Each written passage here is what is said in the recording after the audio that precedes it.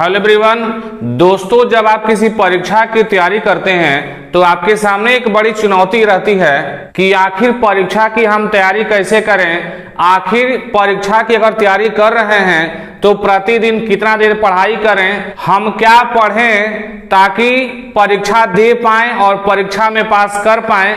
इस तरह की अनेकों प्रकार की चीजें मन में बैठी रहती है, मन में चलती रहती है, जिसको लेकर के हम सभी चिंतित होते हैं। साथ ही हम सभी ये बार बार सोचते रहते हैं कि आखिर हमें कोई गाइडेंस मिलता, कोई रास्ता मिलता, कोई बताता, कोई समझाता, जिसके आधार पर परीक्षा की तैयारी हो पाती और परीक्षा क्वालिफाई कर पाते। आप में से बहुत सारे लोग होंगे जो बीपीएससी टीचर बहाली जो बिहार में होने वाली है उसकी तैयारी करते होंगे।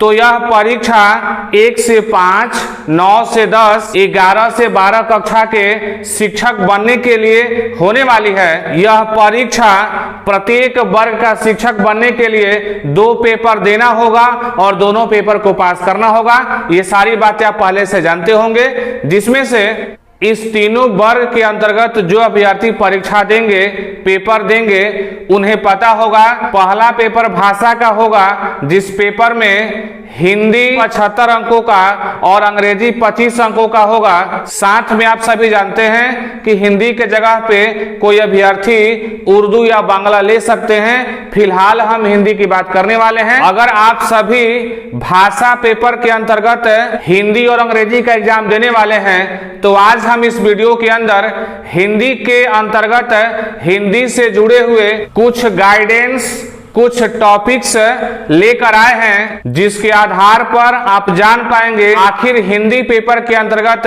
हमें किन किन चीजों पे फोकस करना चाहिए, किन किन टॉपिक्स को देखना चाहिए, कौन कौन सा टॉपिक्स हमारे पेपर के लिए इंपॉर्टेंट हो सकता है। आइए बिना देर के हुए शुरुआत करते हैं कि आखिर हिंदी विषय के अंतर्गत हमें कौन कौन सी चीजें पढ़नी चाहिए। तो सबसे पहले हिंदी व्याकरण के अंतर्गत आने वाले कुछ चैप्टर्स हैं, कुछ लाइंस हैं जो किसी भी परीक्षा के लिए काफी इंपॉर्टेंट होते हैं, जिसका जिक्र हम इस वीडियो में कर रहे हैं। तो शुरुआत करते हैं। सबसे पहले वर्ण से शुरुआत करते हैं। वर्ण के बाद नंबर आता है उच्चारण स्थान।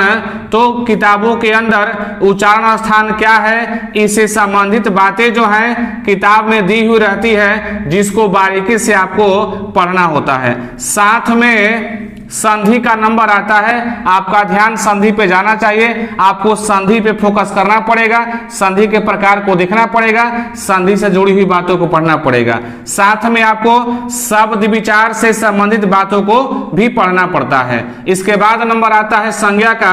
संज्ञा से जुड़ी हुई बातें आपको पढ़नी पड़ती है। संज्ञा के बाद आता है सर्वनाम। सर्वनाम से जुड़ी हुई चीजें किताबों में दिया रहता है, इसको आप बारीकी से पढ़ के इसे तैयार कर सकते हैं। सर्वनाम के बाद नंबर आता है विशेषण का। विशेषण के बाद नंबर आता है क्रिया का।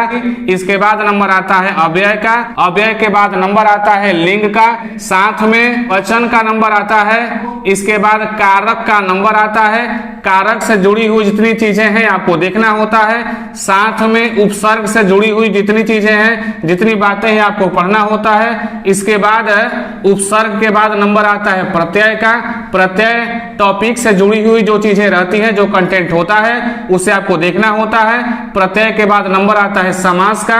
समास से जुड़ी हुई जितनी बातें हैं, सारी चीजें आपको किताब में उपलब्ध होती हैं, उस चीज को आपको देखना होता है। इसके बाद नंबर आता है अनेक शब्दों का एक शब्द, ऐसे चीजों को आपको देखना होगा। इसके बाद नंबर आता है मुहावरे का। मुहावरे प्रकार प्रकार की किताबों में दिए रहते हैं, उसे आपको देखना होगा। साथ में इत्यादि लिखा हुआ है कि ये जो आप देख रहे हैं ये एक टॉपिक्स हैं। केवल इसका नाम जान जाने से परीक्षा की तैयारी नहीं हो जाती है।